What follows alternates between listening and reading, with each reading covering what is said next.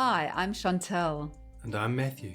And we're founders of Fifth Place, where our mission is to make the world a better place by enabling the how. Welcome to our Emotions Matter Really podcast. In this podcast, we explore everything about emotions, feelings, and what it is to become and remain emotionally fit. We interrogate the taboo around expressing and talking about emotions and feelings. We talk about all those things we want less of, like stress, anxiety, and burnout, and the things we want more of, like sleep, calm, and self-care. We explore tools, tips, and techniques for managing your emotions. We examine what it means to be emotionally fit and why this equals a better quality of life. Hello! We are back again with a new season full of fun and interesting topics, as well as some interesting people. Like me and Chantal. Just kidding. Yes, hello again. It's so good to be back after a little bit of a break. We had a good break, took some time away, visited some interesting places, but are back and raring to go with this beautiful episode to start the season. And it's all about forgiveness. Yes, on Thursday, the 7th of July, it's Global Forgiveness Day. So for this episode, we are focusing on forgiveness. I can't really imagine that there are many of us out there that don't have someone in our lives that we could forgive, even if that someone is ourselves. You know, forgiveness changes the course of history. Look at South Africa. In this country, forgiveness prevented civil war. Those who were most impacted by the awfulness of apartheid were able to forgive so that all of us and our children could have a better life. I mean, that, I think, is remarkable.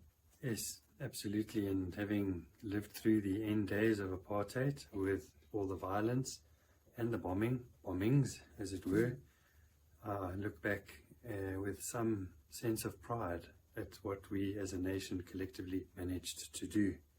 And really, I think it comes down to that concept of forgiveness, and here in particular, the Truth and Reconciliation Commission. I think that when we talk about forgiveness, if we bring it back a bit closer to home, to ourselves, that we can be hurt by so many things. Betrayal of a partner or parent, a friend or colleague, or worse, we can be the victim of a crime or of abuse, bullying, or trauma. And as you said, we've probably all been hurt at some time in our lives. And yes, it can be devastating. If I look back on my life, the biggest hurts I endured were the ones from those closest to me, funnily enough.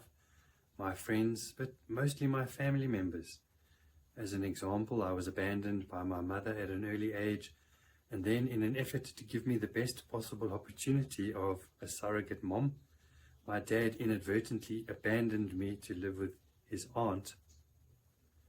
And the theme of abandonment really has played a central role in my life, because the knock-on effect of it has echoed all the way across the different years and decades. And as you know, Chantal, I've spent a large part of my life healing and growing from this particular theme. It's interesting. If I think of my hurts, many of them have also been inflicted by family members. But I think sometimes unwittingly. I truly believe that the individuals that were involved had no real idea what their impact was. Yes, I agree. That's what I meant by my dad inadvertently abandoning me.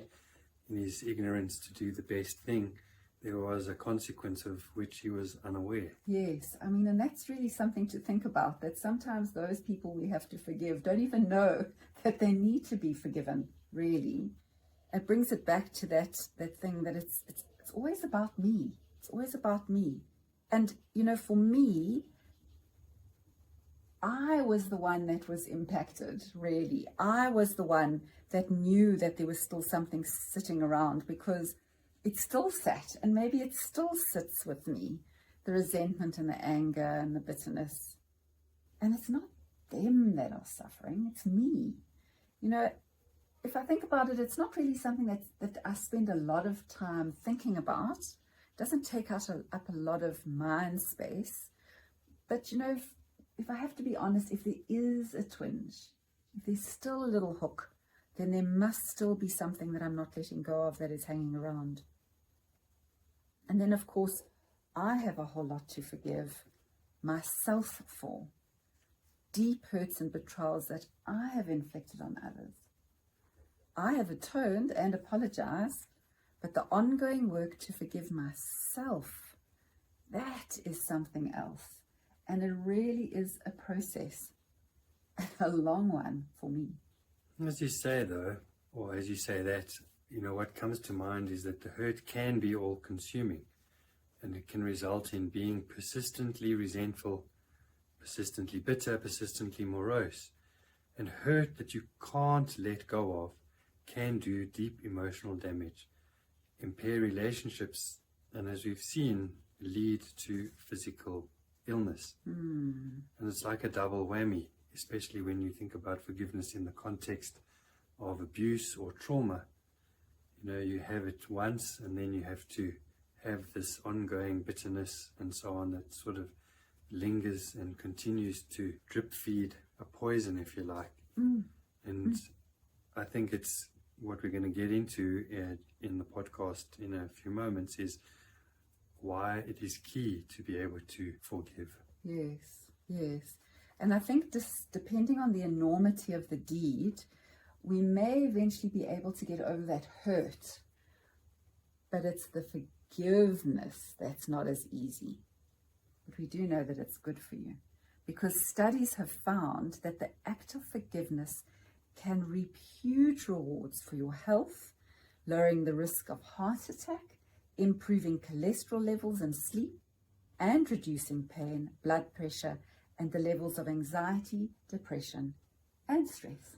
Now, coming into this particular episode, I think the reason that forgiveness can be a bit difficult to wrap your head around is in part because it's misunderstood. I think a lot of people think that forgiving someone means you forget what happened, or the pain that was caused is no big deal, or you can automatically carry on with your previous relationship. And it's actually none of these.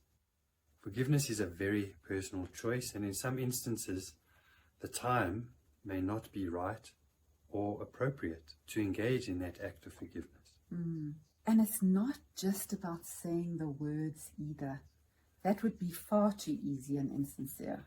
Now, forgiveness, the way that we look at it, is an active process. It's a conscious, personal decision that you have to take to let go of the difficult negative emotions, regardless of whether the other person deserves it or not. As you let go of your anger, hostility, and resentment, then things like empathy, compassion, and wait for this one, affection can surface in the place of those other negative or difficult emotions. You know, there's a leader in the scientific study of forgiveness. He is a psychologist and a professor of educational psychology, and his name is Robert Enright. He's been studying forgiveness and its effects since 1985. He's published a great deal on the topic and has a book called 8 Keys to Forgiveness, 8 Keys to Mental Health, where he outlines the basic steps involved to the path of forgiveness. And these are: number 1, know what forgiveness is and why it matters. 2, become forgivingly fit. 3, address your inner pain. 4, develop a forgiving mind through empathy.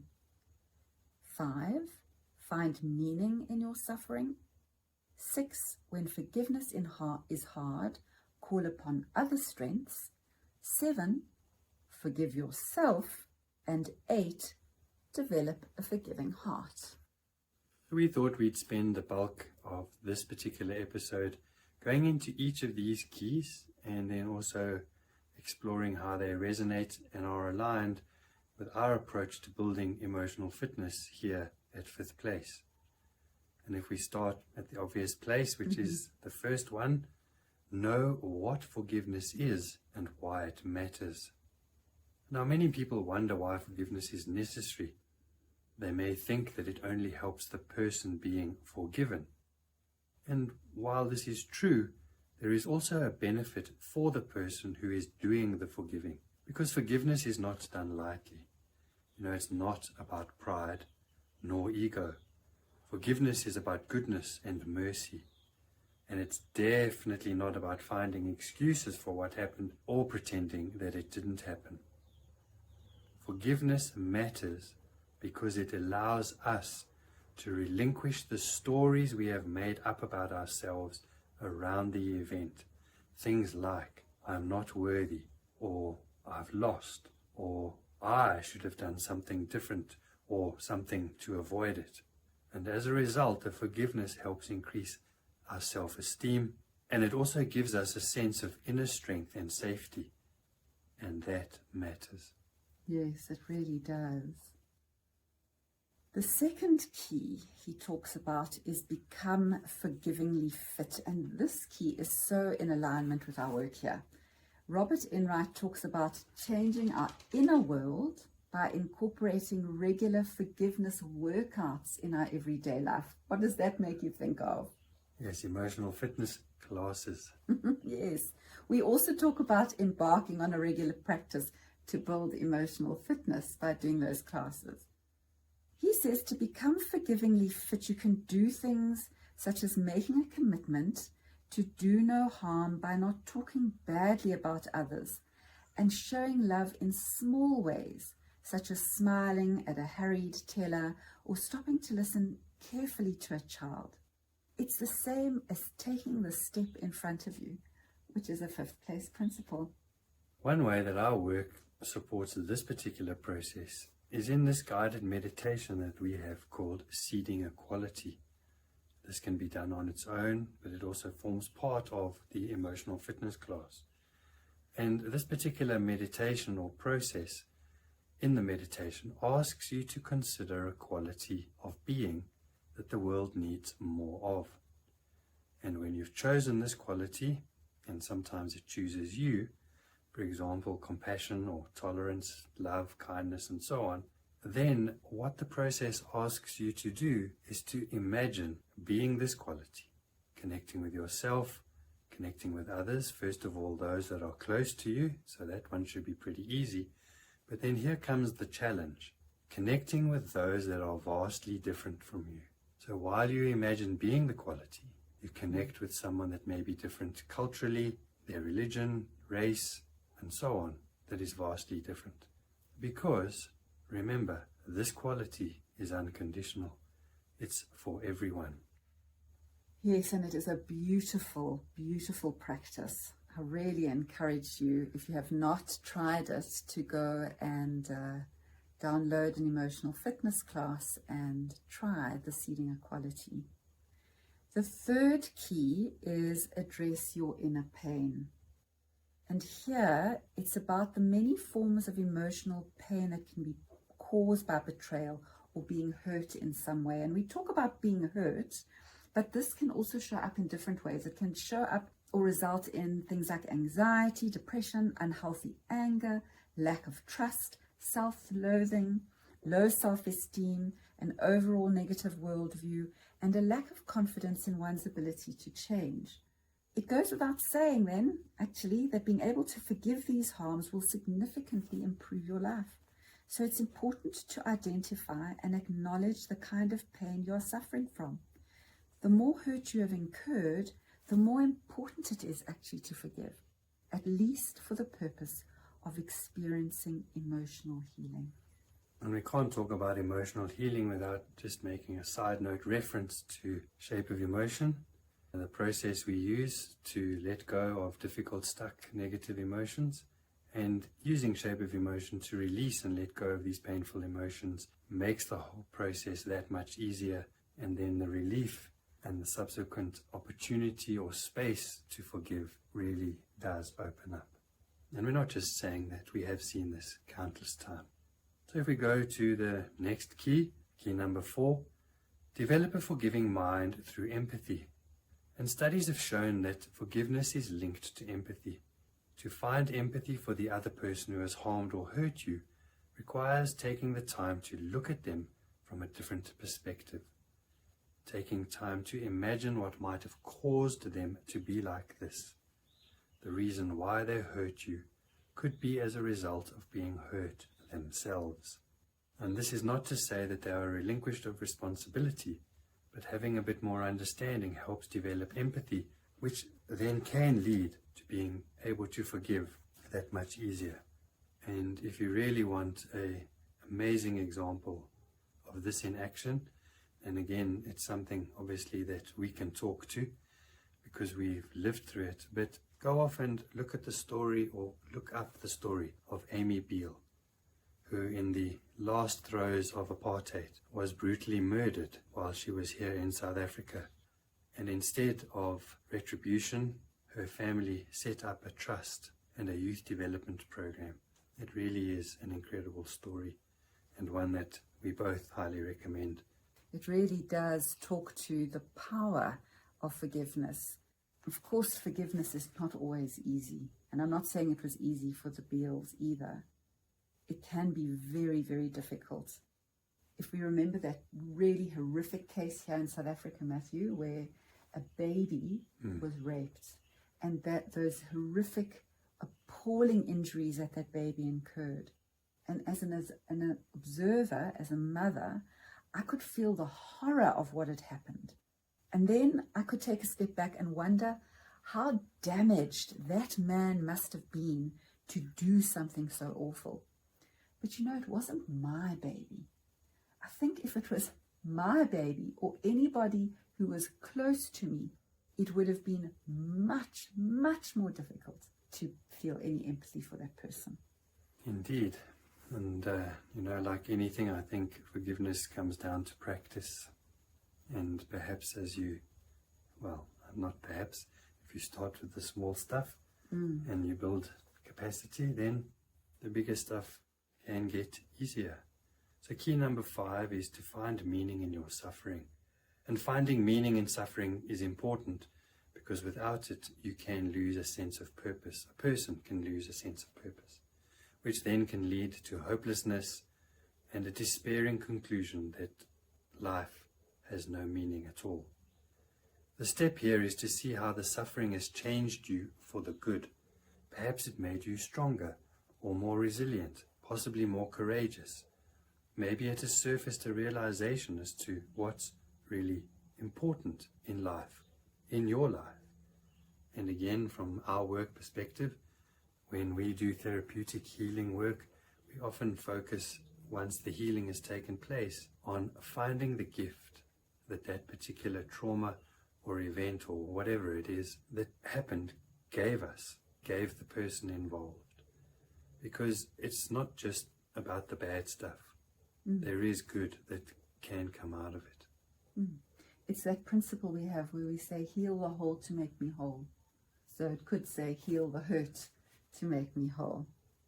And moving on to number 6, when forgiveness is hard, call upon other strengths. And so Robert acknowledges that forgiveness is difficult, which we've already been speaking about. And he says that if we are struggling to forgive, it doesn't mean that we are a failure at forgiveness.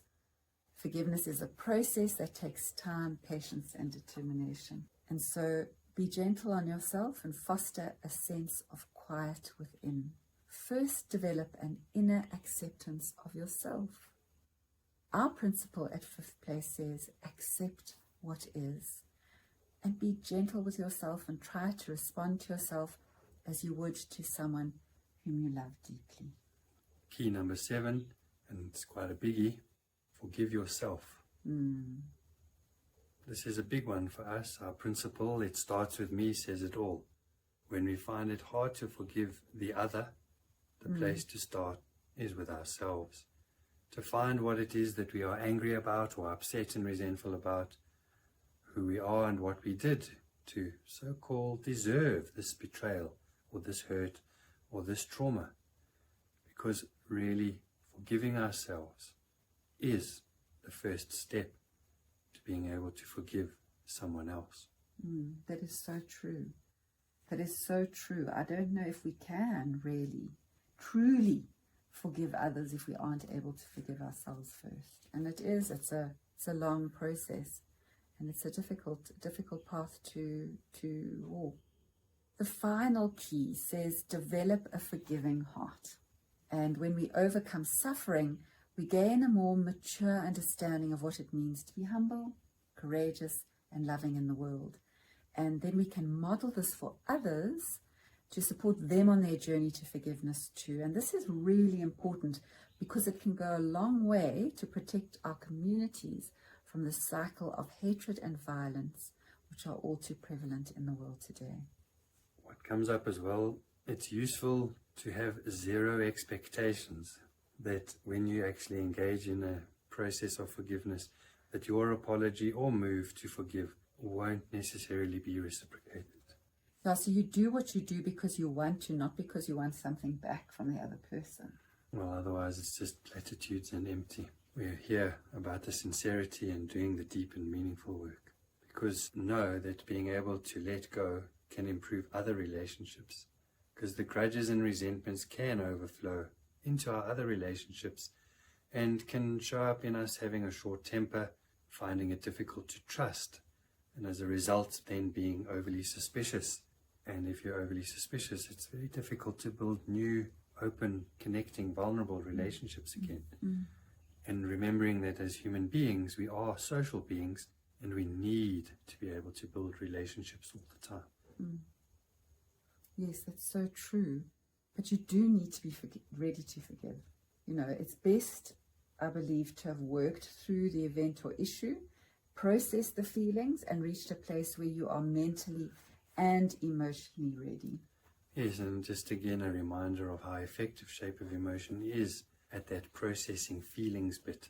Yes, that's true. Absolutely. Forgiveness is very multifaceted. And I think everyone approaches it from their own sort of, they all have their own approach and they do it in their own time and pace. And there really can't be any judgment. Can't judge yourself if you're not ready to forgive, and you can't really judge others if they're not ready to forgive and move on.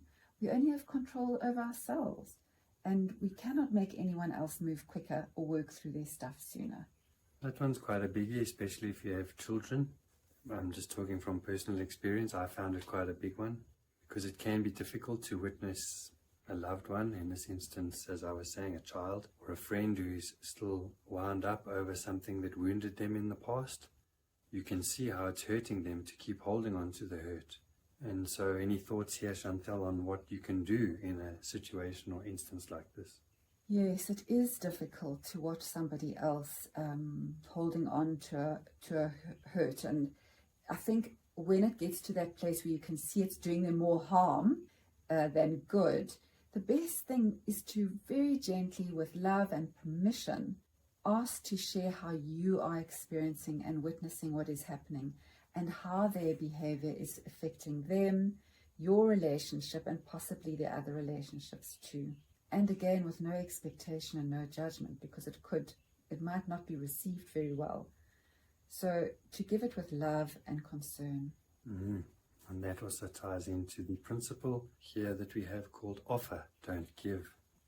I think also that you will know when it is time to forgive and let go. You will feel that it's no longer serving you to hold on. It doesn't matter what was done to you. It's how it affects the quality of your life to hold on to the hurt and anger. Again, just bringing it back to our experiences here in South Africa. If Nelson Mandela had not had the capacity to forgive, where would we be now? He also got this whole forgiveness thing too, and why it's so important. And there's a quote that's widely attributed to him. Can't say for certain if he actually did say it, but the sentiment is spot on.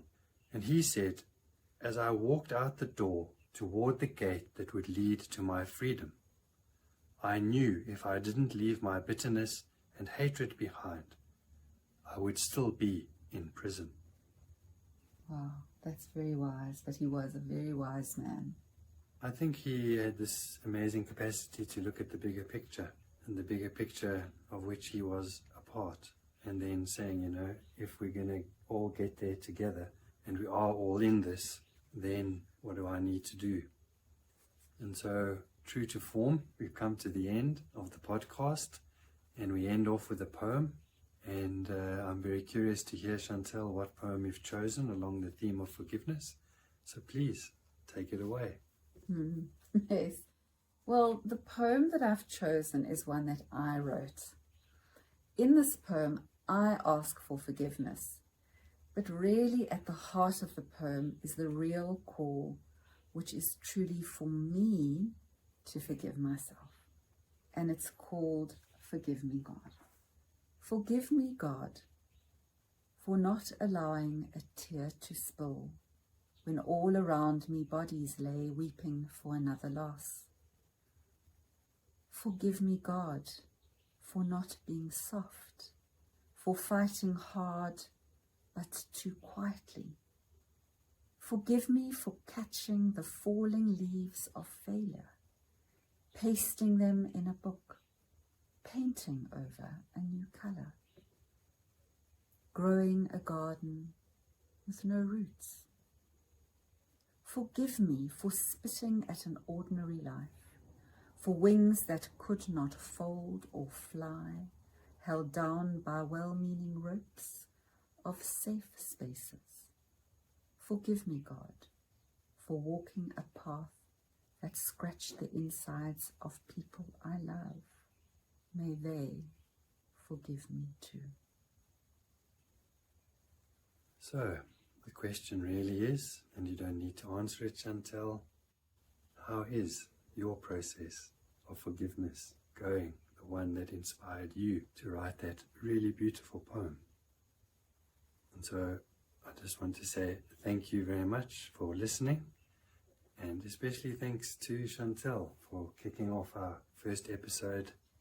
As you know, we are this giant team of two, and well, if you don't know, we do all of the production, the writing, the recording, the editing, etc. between us, and Chantal is the one that puts the beautiful script together. And so I really want to say a big thank you. It's an absolute pleasure, Matthew, and as you know, Matthew is the editor and the worker of the tech. So without him, we'd have nothing. And with that, it is time to say farewell. It really has been so good to be back. So from me, Chantal, remember, be kind and be gentle with yourself. And until next time, bye for now. And from me, Matthew, be forgiving of yourself first. See you soon, and bye for now. If you enjoyed this podcast and haven't done so already, please subscribe or follow us. You can also find out more about what we do by visiting our website, fifth.place. Yes, that's all it is, 5th.place.